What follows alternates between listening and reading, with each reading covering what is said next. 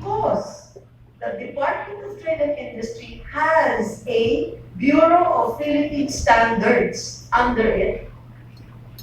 That Bureau of Philippine Standards is supposed to set the standard, supposed to set what tests should be done, supposed to include in the building code, in the structural code, should put it in the PNS 49, not read by the structural engineers, but the PNS 49 is the material that is read by developers, buyers, consumers, etc. in regular language. How quench tempered bars should be used? What are the prohibitions? Okay, but in your handout, I show you one page where it says the Bureau of Product Standards, Technical Committee 11, PC 11. That technical committee handles the issues of steel, bakal. Sino ang chairman ito? Wellington Tong, Pag-asa Steel Works Incorporated. They determine what test to use. So after 10 years, to this day, they only use tensile strength. Sinabi kanina ni Engineer Morales, hinihila lang yung bakal. So pumapasa doon. Pero they never test for welding, bending, threading, cyclic test, and galvanizing. And this PC11 did not suggest, because lives are on the line, investments are on the line, licenses of engineers are on the line, investments of developers are on the line. Pwede ba? I-test naman natin sa bending, threading, galvanizing, tsaka welding? No. Ang tinetest nila, yung tensile strength. And can you imagine, 8 billion, hundreds of billions of pesos of an industry, the steel industry does not have a testing center for cyclic loading. Trillion na halos yung kinikita niya, wala kayong testing center. Bakit? Kasi, pag nag-test kayo ng bakal na to, hindi pa pasakit. Diba? Now, I will show you also, that's why, I had it also, you can take your time and absorb it. There are several pages that look like this. Some of them, these others have highlight, no? Like ito. As an engineer, I'm sure it is easy to understand. No?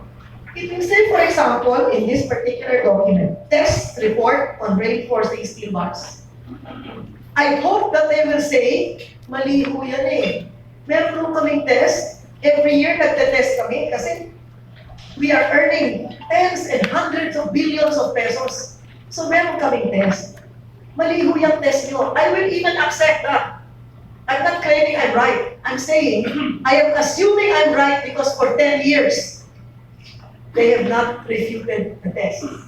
So here it will say, Steel Asia, and it says test results for 16 mm diameter bars before threading. Tensile strength 590. Remember that, 590. Then after threading, 530. Right? What is the standard? 550. In any language, 530 is less than 550. Failed. Okay? Now, TSYS ratio, 1.32 before threading, 116 after threading, and the standard specification is 125. In any language, 116 is below 125. Failed. If you look at another test, also in your kit, I am not hiding this because this is what they must refute, and they have not refuted at least or shown another test in 10 years. The mere fact that everybody in this room is hearing this for the first time is already very dangerous. What can you keep as a secret from media? Ano ba pwede nyo itago sa media? You're the fourth estate, di ba? Alam nyo na ito. Tinatago nila. Now, ito din, nakalagay dito ay sample designation. So it says now here, welded. So this is a welding test, okay?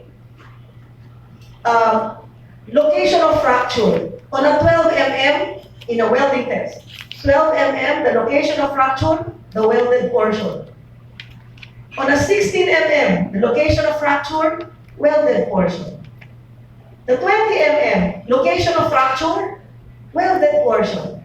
But look, in the bending test, yung binibend yung bakal, nakalagay, on a 12 mm, sa welded portion ng 12 mm, bago mo ibali yun, kailangan inipin mo pa yun, di ba? It says, in a 12 mm bar, no crack. Pumasa. No crack. Sa 12 mm. Sa 16 mm, break at welded portion. Sa 20 mm, break at welded portion. Makapal na yung bakal eh. Hindi mo basta baliin yun na gano'n lang.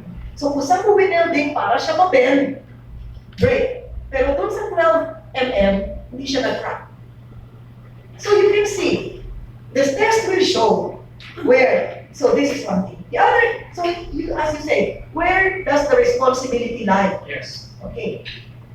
Dito, ipapakita ko po sa inyo, because all their actions, from the time they kept this a secret in the manufacturing process where they replaced microalloy with quench tempered, what happened? We have here requirements that the bars have to carry the following, and you have this in your handouts. It says here that these are the marks. Manufacturer's mark, the grade has to be embossed, the bar size, and W meaning weldable. That's supposed to be done. The TC11 is not following this because they were able to put in the code that color codes painted on the surface of the ends of each bar may also be used in lieu of the embossed markings required earlier. No? So, ang grade 33, white, grade 40, yellow, grade 60, green, weldable grade, additional color red, quench, temper, silver. Ang tanong ko sa inyo, ano ba kulay ng bakal? Gray. Ano ba kulay ng silver? Gray din. So, gagawin yung color coding mo para hindi na mahalata. Ngayon, with this color coding, ito po ang nangyari sa bakal. Ito po ay isang imported bar. You have this also in your kit. This is MRTC bar, Mitsui bar. After the MRTC, you can see it is embossed 415, grade 60. After that, it has the number 20, the size, meaning 20 mm. Okay. But in the Steel Asia bar, it says SA, Steel Asia. Then after Steel Asia, it says 16, that's the size. Wala silang ini-emboss na grade. So now, Right now, Ms. Nikki, you mentioned Steel Asia. Isn't that the one who's also doing the, what do you call this? The one who actually did the tensile strength tests that you mentioned earlier? Were they like the same company? So you mean the person who's testing these steel bars for standard purposes are the same people who's also manufacturing these steels? no, the steel manufacturers who manufacture the steel bars Yes. are represented in the TC, the Technical Committee 11, and Okay. that TC 11 is the one who decided that they don't have to emboss. They only can put a color code. So tingnan nyo dito, yung steel bar ng Steel Asia, para malaman ninyo na 60 grade niya, ay dito sa dulo, pipinturahan ng green.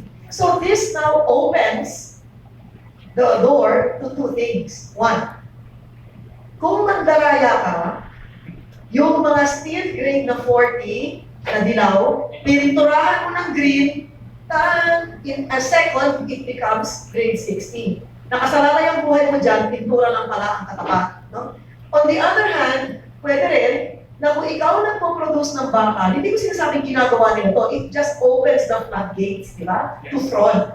Kung ikaw gumagawa ng bakal, at ang dami-dami mong stock na grade 33, hindi nabibili ko niya pinipintura ko ng dilaw, 40 na siya. Kung hindi nabibili yung grade 40 mo, pinturahan mo, 60 na siya. So, ibig sabihin, dahil hindi mo ini-emboss, pag in-emboss mo, mahirap mong kayurin yun eh. Di ba? So, when you emboss it, that means, with dignity, with integrity and pride, you stand behind the grade of your steel bar because it carries the embossed name of your factory. So ma'am, are you pushing for the stop of the sale of these steel bars, or at least just have them declare that it is actually just of that standard? Well, what we want to do is remove the business of coloring the ends of the steel bars. Remove that. No? Instead, they must put the name of the factory, the brand, the grade of the steel bar, and the size. Of course, there are associations of engineers that actually know about these strength of materials. Yes. Will they be informed, and will they like ask their members to not actually buy these particular standards of steels? No, actually, we are not prohibiting the manufacture of these steel bars. We are only saying, you warn the public. You must tell the public. Hindi pwede pang high-rise. Kasi kahit sino dito sa room, alam natin na kung gagawa ka lang ng one story, imposible na yung bakal na yun din gagamitin mo sa 70 stories. Diba? Logically, you will have to have another kind of bar. Yes. Diba? So, that's one I thing. mean, Second, it's still being continued right now. So yes. will there be like a way to actually ask the engineers not to buy these things? Maybe Engineer Morales will not say this, but I will say it, as I mentioned earlier, I am speaking from an experiential point of view. Yes. Okay. A certain engineer, Danny Domingo, the president of the Association of Structural Engineers Association of the Philippines, okay? He and Attorney Taton and Engineer Morales were in the same forum in Quezon City Sports Club a few months ago. Engineer Domingo said, everything that Morales said in his paper, we agree with. Lahat ng sinabi ni Engineer Morales, tama yan. Lahat ng sinasabi niya, at he even identified ano ba yung mga kamalian ng mga steel factories. And Attorney Taton is our witness to that. And now, we had a TV program, a radio program, radio TV, kasi it was Henry Omaga Diaz Saturday afternoon show. Attorney Taton was there, Engineer Domingo was not there, because he was there, but Engineer Morales was not there. He had another appointment. So the three of us were there. And every time I say, bawal mo i-welding yan, o kaya hindi dapat i-threading yan, Engineer Domingo, the president of ASEP, would say, tama ho yan, okay. All of a sudden, 3 Mondays ago, they kick out Engineer Morales as the codes chairman in ASEP. Tinanggal siya. All of a sudden, naglabas sila ng bagong position paper na pwede daw gamitin itong mga bakal na ito sa high-rise. So ang tanong ko, so kung 10 years, tama sinasabi ni Morales, and all of a sudden, on the same day, tinanggal niyo siya, meron na kayong bagong paper na sinasabi, pwede na bang high-rise. Ang tanong ko lang naman ay, pwede mo makita yung test na sinasabi, lahat ng sinabi ni Morales in the last 10 years, puro baloni yan.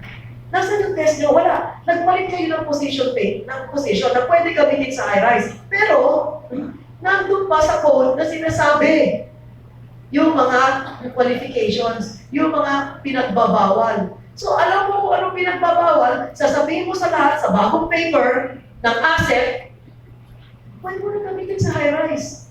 Are they driving us to our death? Are they driving the general public? Not just owners of the condominiums. Because the owners of the condominiums, that's one thing, that's one sector. How about you're just delivering pizza? How about you're waiting for a bus? You're waiting for a cab. And you're standing beside a high-rise at tumuhod sa mukha mo yung high-rise na yun, di ba? What happens to you? You see? So because of this controversy, I'm sorry to say, the structural engineers now are divided into two. Those who say, okay lang yan, gamitin mo sa high-rise, sabi ng Steel Asia, okay yan.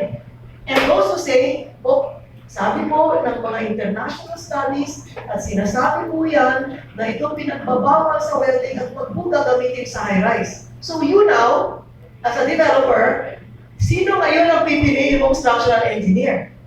I have talked to Rockwell and Mr. Padilla, the president, SMDC, Mr. Big Boy C, Henry C. Jr., the owner of SMDC, right?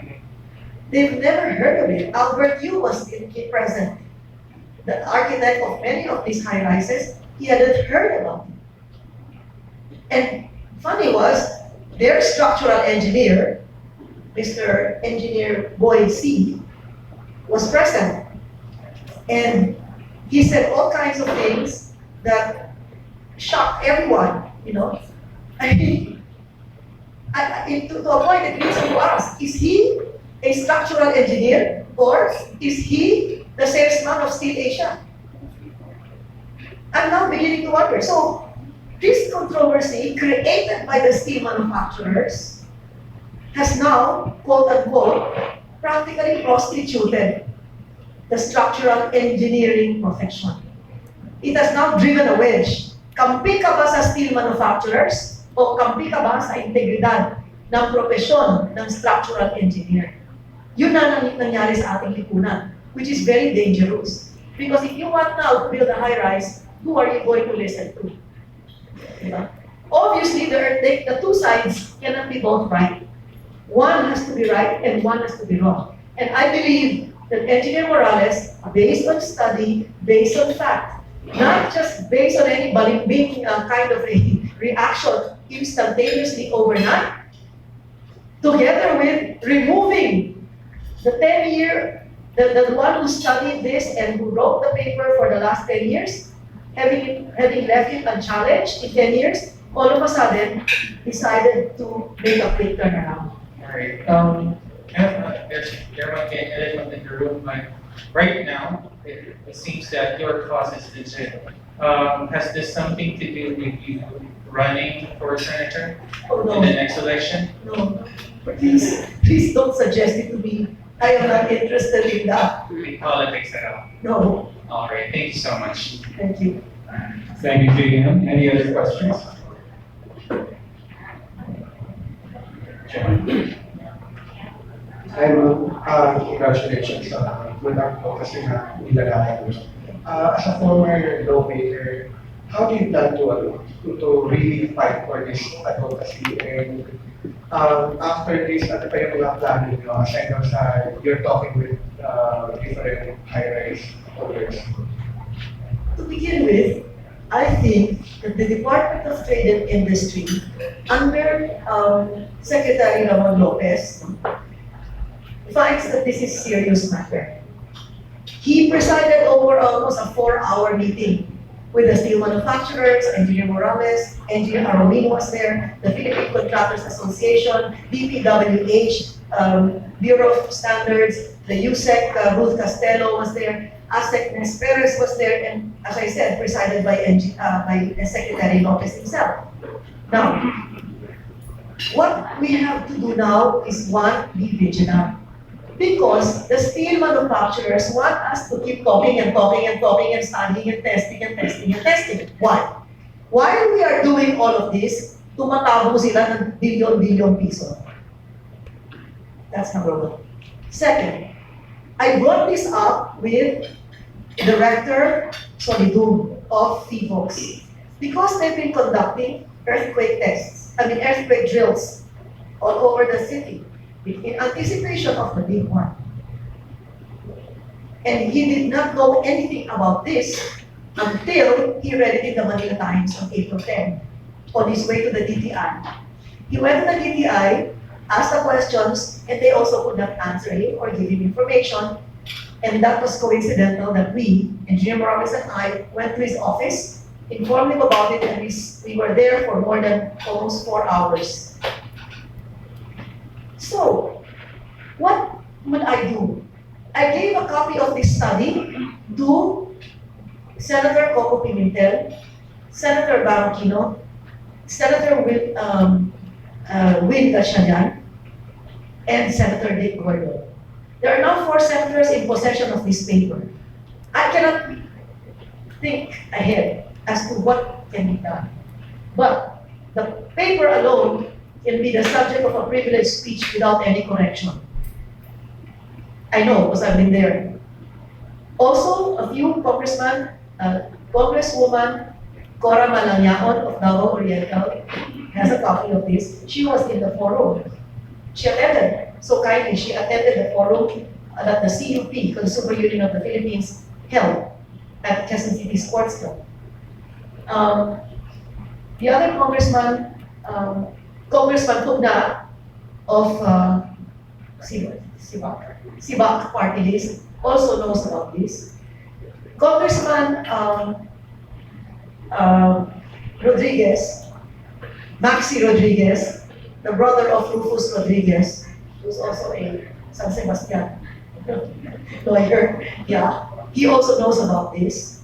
And former Speaker Sandy Belmonte, now Congressman Sandy Belmonte also knows about this. So there are a few people in Congress and the House of Representatives and the Senate who know about this.